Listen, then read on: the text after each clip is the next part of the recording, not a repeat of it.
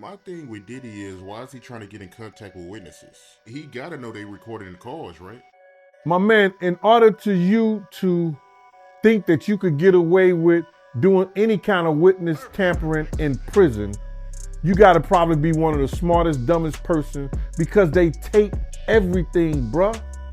Don't you know when he was using those other people's cards and they phone cards and everything like that, and they hear it, that person was like that. Hold up. That's supposed to be inmate 076. And Puff inmate number is 0666. Why is 0666 coming over on 0607? Why is Puff stuff coming over on his card? Hold up. Did he just say, take that, take that? Do I hear, bad boy, come out and play? They know his voice. And now for him to be giving people instructions to do things, like I say, he got to be one of the smartest dumb MS we know. So if they got him on there telling people to get in touch with people or tell people to stop, because evidently you got to realize this. We may not be doing this pretty soon. We may not be even talking about Puff. None of these YouTubers. Because of what? They trying to get a gag order on social media. They trying to get a gag order on social media. That nobody should be discussing these cases or his case or anything about him. And that's crazy. I know the judge is not trying to stop people's freedom of speech, their constitutional right. How dare his lawyers with that bull crap? They're trying to get a gag order on social media. Anyone speaking on him. That's why, did you hear about that they had private investigators going to content creators? A few content creators and asked them. Sean Diddy Combs is facing one of the most turbulent moments of his life. Once a name synonymous with wealth, luxury, and power, he now finds himself trapped within the walls of the Metropolitan Detention Center, waiting for a trial that could change everything. Diddy's world has turned upside down. The court date is set for May 5th, 2025, but until then, he remains locked up, far from the glitz and glamour he once enjoyed. Paid to talk about Diddy? Are you paid to talk about? Or did somebody give you money to do any kind of content regarding his cases or whatever like that? They got people that they hired to go out there and then told them that if you stop, we'll pay you. Mighty, they might be coming to the Art of Dialogue, Mighty. They might be coming to y'all, man. You gonna take that hush money, huh? I'm good, man. But I am hearing that Diddy in good spirits. Wow. I didn't hear none of that, man. All I know is that, the guards are being closely monitored. Because it was said that he was on a cell phone. And I don't think you could have a cell phone in the Brooklyn House of Detention. The Brooklyn or the Manhattan House of Detention. I don't think you could have a cell phone. And I heard that he had a cell phone. He made some calls to some people. So they're gonna watch the guards closely, because if you remember with the Epstein case, and check this out, those two guards that were supposed to be brought up on charges because they falsified records, you ain't heard nothing else about them. They retired in Florida, probably with millions of dollars. You ain't heard nothing else about those cases, bro. See, I believe if he gets out and enough people feel like him being a danger, because what happens is right now, the federal government is playing a game with him. They playing a game with him because they want him probably to be a witness or to turn over some evidence on some other people that they would like to have behind bars too. And you got to realize this. For him to do that, and if he does that, his life is more dangerous, in danger outside of jail than it is in. Because they can't do the same, they can't do the same Epstein move again. They can't do the same Epstein. You know, my friend told me that they put up so many cameras. His legal team has been working tirelessly to secure his release on bail, proposing a staggering $50 million offer. Yet, former associates and federal prosecutors alike have raised critical concerns about what would happen if Diddy were allowed to walk free. Among those speaking out is Gene Deal, Diddy's former bodyguard, who believes that life outside prison could pose even greater dangers for the music mogul. How you feel about the footage that went viral of Diddy water rafting in Wyoming? You know, when that went viral, man, that had a whole lot of people mad. No, nobody should be mad. He should enjoy himself, brother, before he go to jail. Because he might not see those white water rafting again. He might not see none of this stuff. And people might think that, you know, I'll be happy to see that. I don't really care. I really, yo, bro, I really don't care. But he should enjoy himself before he get his just dessert.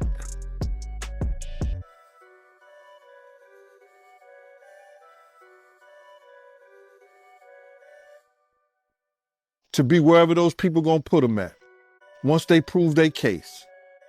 So when you see those videos of him having fun, you don't feel the type of way? Nah, I just see I see him one day that I know for a fact he'll be behind bars. So it don't matter what he do now. Work out, you know, get your muscle game, get your knuckle game up. You understand?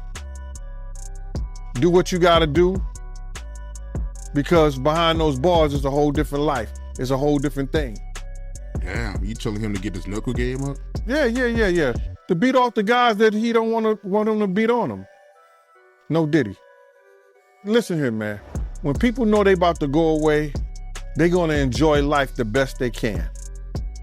All the things that was on their bucket list, all the things that they know that they wanted to do, but may not have time to do it when they get out, or they might be too old when they get out, they go ahead and do them. So he's supposed to go out and have. Don't think he don't know. You pay those lawyers to know. Those lawyers know what he's gonna beat, and those lawyers know what he ain't gonna beat. So when you look at it, they already told him, yo, we might could beat this, but you're gonna do time on this. We might could beat that right there, and you're gonna do a little time for that. You match it up together, let's see what we can get you. Let's see, can we get you 10, 15, 20?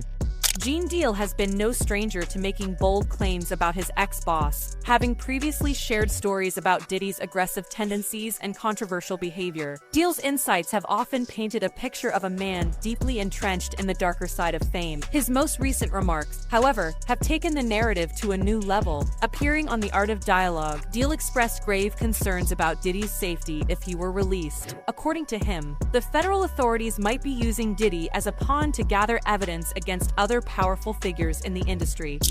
God. You know, Cassie, her lawyer came out, man. She was mad too, man. Like when that video came out of him water rafting, yeah, man, she was heated about that, man. She came out with a statement. Well, I think that this being in the men's shower in the prison system, the shower probably ain't as hard as that white water rafting is. But it'll be a lot of hard things in there that'll remind him of what he was doing on the outside. Bruh, dude has a right until he's been proven guilty to enjoy his life. You understand? Cassie got her 30 million, you know what I'm saying? Go enjoy your life, but it could never pay enough for what she probably went through or somebody putting their hands on them that they was doing and drugging them up and changing who they was. You understand? That happens in life. I've seen it in a lot of different cases. You understand? Girls will get with a certain guys and they drug them out, they put them out. You know, now she has still a chance to try to get some normalcy in her life and get those nightmares away. You understand? But this dude doing all that stuff like that, that just goes to show me that he knows he's going away, bro. That's all. Never seen him on a bike before then. You never seen him on a boat riding a whitewater rafting before then.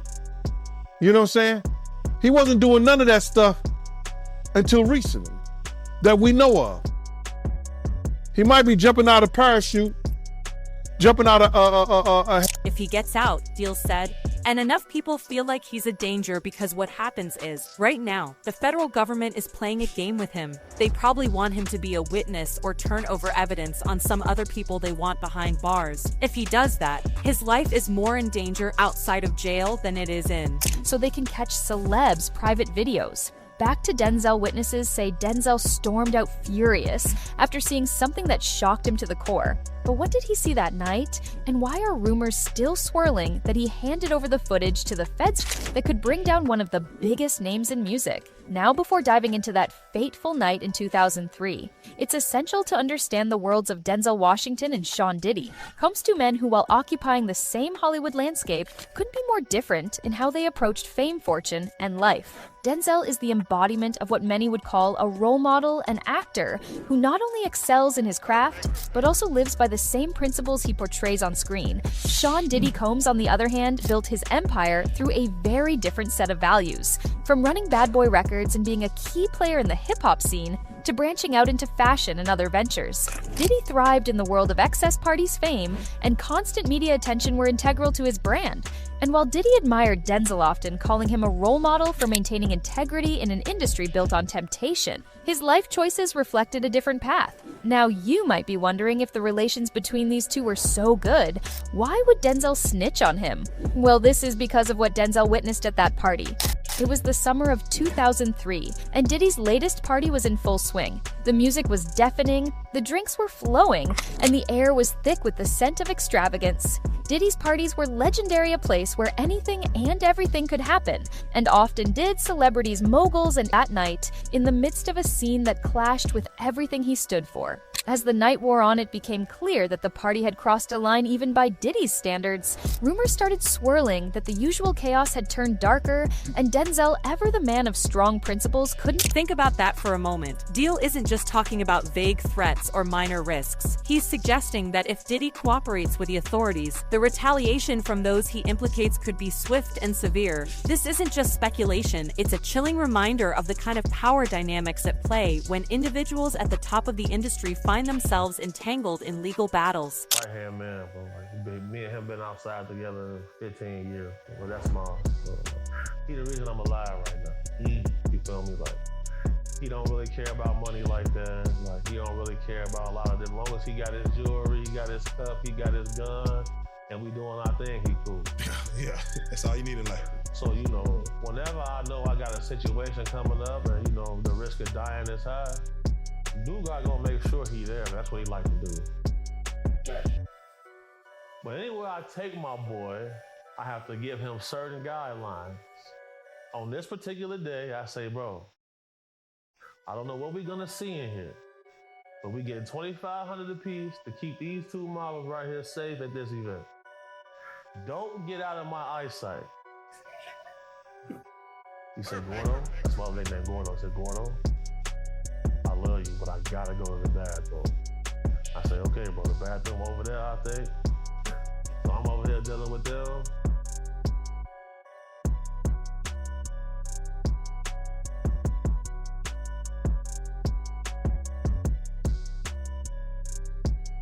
Join and he pointed it at somebody. He said, "Hey man, everybody get on the ground." So now here I go. I gotta say, y'all stay right there. I come over here. 5 dudes in the bathroom. Everybody pants their ankles. One dude didn't even have no pants on at all. He even had no socks on. He getting extra crazy.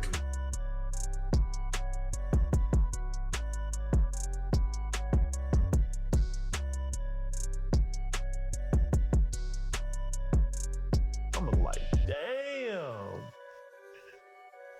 Shout out Big Duga. Shout out Big Duga. Yeah. Shout out Big Duga. Damn. That's the thing, bro. Like, bro, these, bro. So, let's do it like this. Let me ask you. Niggas would get mad at me. I wouldn't plug them with celebrities. And I say, look, bro, you don't know what you asking for. And when I see certain guys, I say, yeah, you definitely getting your cake stood. Because you too thirsty to go be up here. 5 in the morning, you want to be in the studio with all dudes? Everybody on ecstasy and cocaine?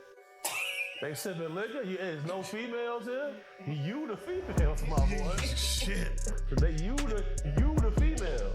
Oh no. Now, Chris Columbus had a story that he told where he was laying down with his wife, and he got a phone call from Diddy like at 2 in the morning, saying I'm at the hotel, and he's like, yeah, well, who there? Like, you pull up. It's just. The court filings argue that the $50 million bail proposal doesn't adequately address these concerns. Even if Diddy were placed under 24/7 surveillance in a high-security apartment, the prosecutors believe that his release could still have serious repercussions. The question isn't just whether Diddy can be trusted to follow the terms of his bail, it's, for now, the judge overseeing the case, Aaron Subramaniam, has yet to make a final decision. However, as Thanksgiving approaches, the pressure is mounting on all sides. Diddy's supporters argue that the bail package is more than sufficient, emphasizing his willingness to cooperate with any conditions imposed by the court. Critics, on the other hand, see his potential release as a ticking time bomb.